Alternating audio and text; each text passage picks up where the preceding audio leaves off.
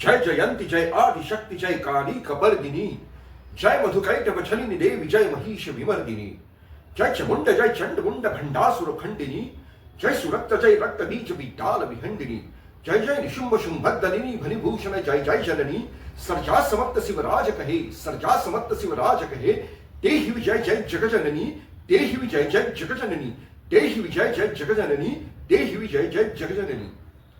जय हिंद, नमस्कार मित्र हो, मी विद्याधर रायरीकर नेचर रॅमलर्स तर्फे पाऊले चालती कडकोटांची वाट या मालिकेमध्ये मी पुनश्च एक वार आपल्या सर्वांचं सहर्ष स्वागत करतो। आपण पाहत आहोत रायगडाबद्दलची अपरिचित माहिती। रायगडावरती शिवकालामध्ये शिवाजी महाराजांच्या दर्शनासाठी अनेक लोक येऊन गेले। त्यामध्ये अनेक लोकांची इच्छा ही काही राजकीय फायदा घेण्यासाठी होती, तर काही लोक केवळ महाराजांच्या परमेश्वरी कार्यामुळे आकृष्ट होऊन महाराजांना भेटण्यासाठी महाराजांच्या दर्शनाच्या हेतूने आलेले होते। त्यातलाच एक अत्यंत महत्त्वाचं व्यक्तिमत्व म्हणजे कविराज भूषण। मागे देखील मी एकदा उल्लेख केलेला होता की कविराज भूषण हे उत्तर प्रदेशातल्या टिकमापूर किंवा त्रिविक्रमपूर गावचे रहिवासी आणि महाराजांच्या आग्र्याहून सुटकेच्या अद्भुत पलायनानंतरच्या घटनेमुळे ते इतके प्रभावित झाले की महाराजांची कोणत्याही परिस्थितीमध्ये भेट घ्यायची, महाराजांचं दर्शन घ्यायचं या अनिवार्य इच्छेने या मावळातले काटे सराटे तुडवत महाराजांच्या दर्शनासाठी ते स्वराज्यामध्ये दाखल झाले। आणि 1667 ते 1674 हा एक 7 वर्षाचा प्रदीर्घ कालखंड असा होता की ज्यामध्ये कविराज भूषणांना महाराजांचा सहवास लाभला।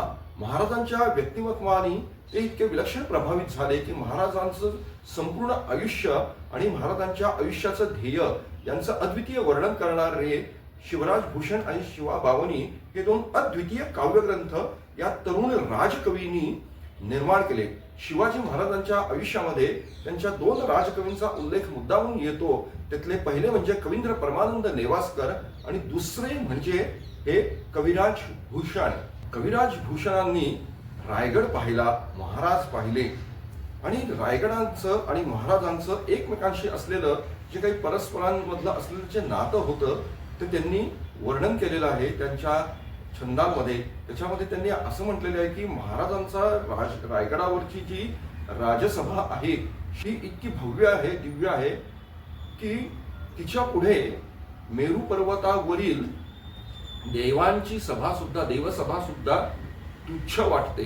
या रायगडाच्या समूह बाजूंनी विविध प्रकारचे जलौघ वाहत आहेत। रायगडावरती पंपा मानस सारखी अद्वितीय ऐतिहासिक आणि पवित्र सरोवर आहेत। रायगडावरच्या उंचीबद्दल बोलताना त्यांनी म्हटलेलं आहे की या रायगडावरती तारांगणामुळे नेहमीच दीपावलीची शोभा विराजत असते। असं महाराजांच्या अत्यंत दानशूर प्रवृत्तीचं वर्णन करताना कविराज भूषणांनी म्हटलेलं आहे की हे शिवराया, तुझ्या दारावरती अहर्निश भिक्षुकांच्या झुंडींची मौज दिसत आहे। अखंड भोजन झाल्यामुळे हे सर्व भिक्षुक जे आहेत ते अत्यंत तृप्त झालेले आहेत। एक एक पवित्र नदी नदांचे जलौघ वाहत आहेत। रायगडावरील मंदिरांचं त्यांनी वर्णन केलेलं आहे। त्यांनी असं म्हटलं आहे की रायगडावरची जी मंदिरं आहेत ती हिरा माणकं ही जी रत्न आहेत त्यांनी जडित आहेत आणि त्याची प्रभा अशी काही फाकलेली आहे की त्या हिरा माणकांच्या प्रभेमुळे रायगडावरील आणि रायगडाच्या आसपासच्या दऱ्याखोऱ्यातील अमावस्येचा अंधार पार घालवून दिलेला आहे। असं महाबलिष्ठ शिवरायाचा रायगड इतका उत्तुंग आहे की तारांगणामुळे या रायगडावरती नेहमीच दीपावलीची शोभा विराजत असते। त्यांनी असं म्हटलेलं आहे की सर्जा शिवाजींनी काय केलेलं आहे, तर शिवाजी महाराजांनी 2 गोष्टी केल्या अत्यंत महत्वाच्या। त्या म्हणजे बादशाचा अजिबात भय न बाळगणं आणि दुसरी गोष्ट म्हणजे अभिमान रहित दान देणं, असं त्यांनी म्हटलेलं आहे। त्यांनी आणखी देखील असं म्हटलेलं आहे की रायगडाच्या आजूबाजूला पंपा मानस सारखी अद्वितीय ऐतिहासिक आणि पवित्र सरोवर आहेत।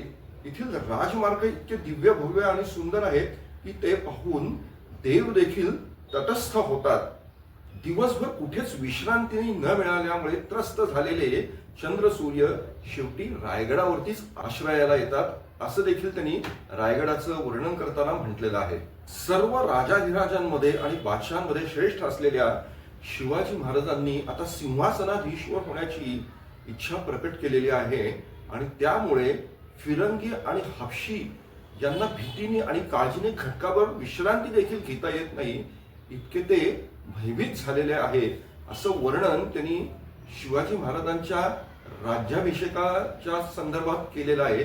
याचा अर्थ नक्कीच शिवाजी महाराजांचा राज्याभिषेक संपन्न झाला त्यावेळेला कविराज भूषण रायगडावरती या राज्याभिषेकाला उपस्थित असणार. ते या रायगडावरील राज्याभिषेकाचे ते एक साक्षीदार होते. शिवरायांच्या राज्याभिषेकाचं मर्म किंवा सार कविराज भूषणांनी अत्यंत मार्मिकपणे सांगितलेलं आहे. काय म्हटलंय शिवरायांच्या राज्याभिषेकाबद्दल कविराज भूषणांनी? त्यांनी असं म्हटलेलं आहे की शिवाजी महाराजांनी काय केलं तर शिवाजी महाराजांनी आपल्या समशेरीच्या आपल्या तलवारीच्या सामर्थ्यावरती वेद आणि पुराण यांचं संरक्षण केलं. हिंदूंना अत्यंत पवित्र असं जे रामनाम, हिंदूंच्या जीवनाचं जे सार रामनाम, ते त्यांच्या जिव्हेवर कायम ठेवलं. गळ्यात माळा, खांद्यावर जानवी सुरक्षित ठेवली. हिंदूंची शिखा राखली, शिपायांची रोटी चालवली. आणि एवढं करून महाराजांनी आणखीन काय केलं तर आपल्या हाती दाग देण्याचा अधिकार ठेवला. मोगलांचं यथास्थित मर्दन केलं. बादशाला मुरगाळून टाकलं. आपल्या सर्व शत्रूंचं अक्षरशः शिवाजी महाराजांनी चूर्ण केलं. देवळात देव आणि घरामध्ये कुलधर्म कुलाचार कायम ठेवले. हे महाराजांच्या जीवनाचं, महाराजांच्या राज्याभिषेकाचं सार जे आहे ते कविराज भूषणांनी अत्यंत मार्मिकपणे वर्णन केलेलं आहे.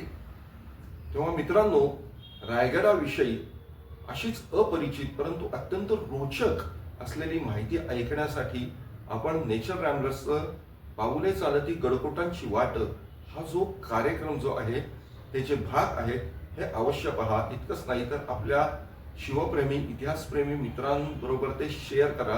आणि आमचं हे चॅनल नेचर रॅम्बलर्स सबस्क्राईब केलं नसेल तर ते नक्कीच सबस्क्राईब करा. धन्यवाद. जय हिंद.